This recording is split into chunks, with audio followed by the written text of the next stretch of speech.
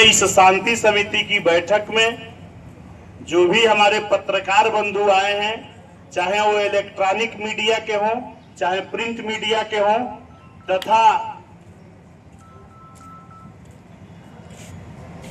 भैया नमस्कार, परंपरा के निर्वहन के कड़ी में जो शांति समिति की बैठक की जाती है, जब भी कोई त्योहार आता है तो त्योहार के पूर्व हम लोग एक शांति समिति की बैठक इसलिए करते हैं कि हमारा त्योहार सकुशल सौहार्दपूर्ण वातावरण में बिल्कुल निष्कंटक रूप से आपके त्योहार में हम भी अपने त्योहार को मनाते हुए गंगा जमुनी तहजीब का उदाहरण पेश करते हुए सकुशल संपन्न हो जाए। यही हम लोगों की और आपकी सभी की, समाज के जो भी अग्रणी है, सबकी यही मंशा और मनोकामना दोनों रहती है। उसी के परिप्रेक्ष्य में जो हम त्योहार से संबंधित धर्म गुरुओं को भी बुलाते हैं कि दोनों पक्ष के लोग आवें, त्योहार के संबंध में अपनी बात रखें।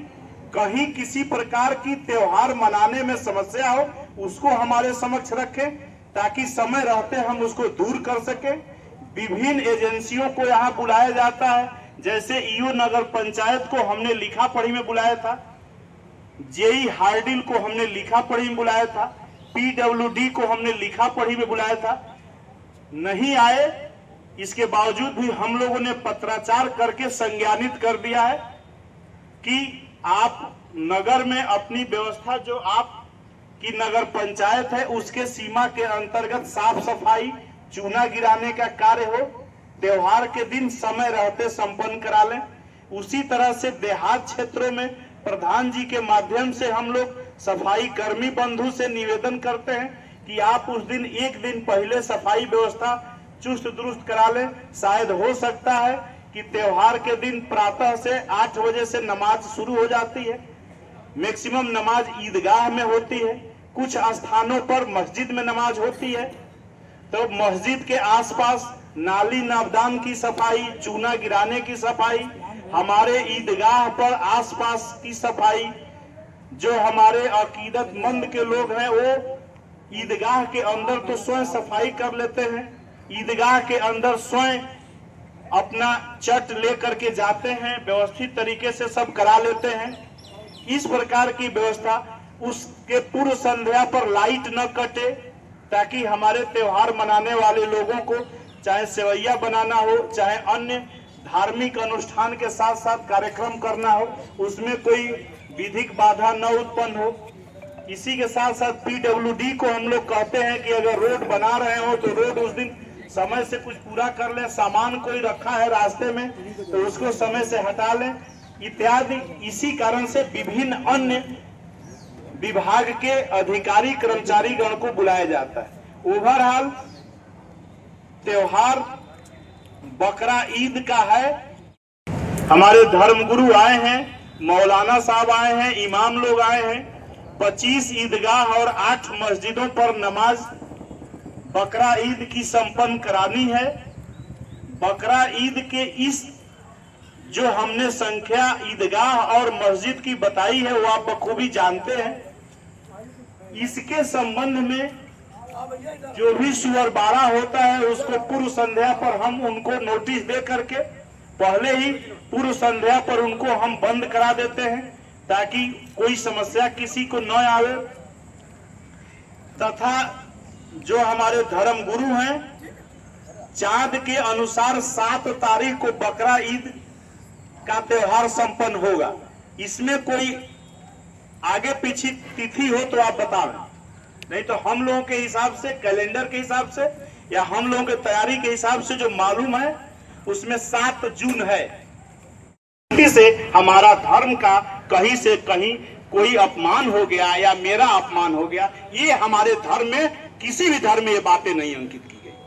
तो लिहाजा हमें सीख लेनी चाहिए कि हमारे धर्म का वास्तविक मूल क्या है। रास्ते अलग हो सकते हैं लेकिन इसी ईश्वर और अल्लाह को प्राप्त करने के लिए प्रत्येक रास्ते उसी तक जाए। मेरा कहने का आशय यही था। एक हमने उदाहरण आपके बीच से उठा करके दिया, जो हम लोगों को सीख दिए हैं वो पैगंबर हैं उनके रास्ते पर चलने से किसी का अहित नहीं होगा। हम उनका अनुसरण करेंगे और अपने दैनिक प्रक्रिया में, अपने दिनचर्या में उतारेंगे तो दिन दुना रात चौगुना कोई नहीं रोक सकता है कि हम मानसिक, शारीरिक और धार्मिक उन्नति न कर पाए, ये असंभव है। तो मैं पुनः आपको बकरा ईद की पूर्व जो थाना कैंपस में आज शांति समिति की मीटिंग की जा रही है, उसमें हम आपको बहुत बहुत लिखा है कि कब क्या होता है, कहाँ क्या क्या चीजें होती है। आपके हर त्योहार में, चाहे हिंदू हो, मुस्लिम हो, ईसाई, सिख हो, आपके मार्केट में कितनी झंडियां लगती है ये तक भी लिखा हुआ है।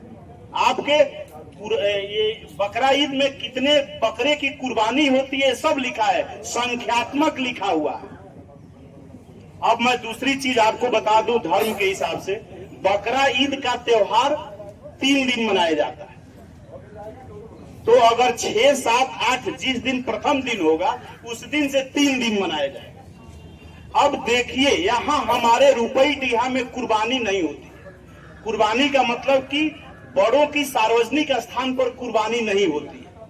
बड़ों का मीन्स गोवंशी से नहीं है। कहीं कहीं जहां स्लाटर हाउस है या कहीं कहीं नहीं है, जैसे मैं कैसरगंज 1 साल से ऊपर रहा हूं, मैं जानता हूं कि वहां स्लाटर हाउस नहीं है, लेकिन वहां से अच्छा हिंदुस्तान हमारा।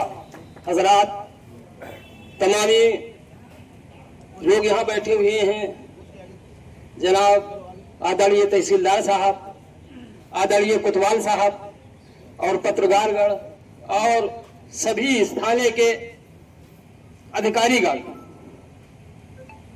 हम सबका आभार व्यक्त करते हैं कि हम लोगों के लिए जो शासन द्वारा कानून आया है, हम उस प्रशासन के कहने पर हम अमल करेंगे। कोतवाल साहब ने जो बताया, अच्छी बातें बताई, हम सबों के भलाई के लिए कि कुर्बानी कैसे की जाए, घरों में किया जाए और उसको कायदे से घरों में संभाल कर रखा जाए, खून को भी न बहने दिया जाए। यानी जो जो बातें भी आदरणीय कोतवाल साहब ने कहा, बहुत अच्छा बताया। लिहाजा हम सबकी जिम्मेदारी बनती है, हम सबकी जिम्मेदारी बनती है कि जो शासन द्वारा हमारे कोतवाल साहब ने बताया, बहुत अच्छा बताया है। और पैगंबर मोहम्मद सल्लल्लाहु अलैहि वसल्लम का उदाहरण जो आपने दिया वो भी हकीकत में सही है। कूड़ा फेंकती थी बूढ़ा ज़ईफा, नहीं उड़ाया तो पैगंबर मोहम्मद उसकी देखभाल करने के लिए देखभाल को इस पार कर गई। तो मोहम्मद पैगंबर सल्लल्लाहु अलैहि वसल्लम वो ताइफ का मैदान है जो दुश्मनों ने पत्थर बरसाए, लेकिन आपने कहा हम इसका बदला नहीं लेना चाहते हैं। पैगंबर मोहम्मद सल्लल्लाहु अलैहि वसल्लम कहा इन पत्थरों का बदला हम नहीं लेना चाहिए, इनको माफ कर दिया। लिहाजा दोस्तों, आज हम इस परिसर में, थाना परिसर में मौजूद हैं, हमारे अधिकारी गण मौजूद हैं। ये हमें और आपको कानून बताने के लिए, जो शासन का कानून है, हमारी रहनुमाई के लिए बता रहे हैं। सारे लोगों की जिम्मेदारी बनती है, हम इस पे अमल करेंगे, अच्छी व्यवस्था करेंगे। शहर हो, देहात हो, हम अपने वक्त से नमाज पढ़ें। जय हिंद सर।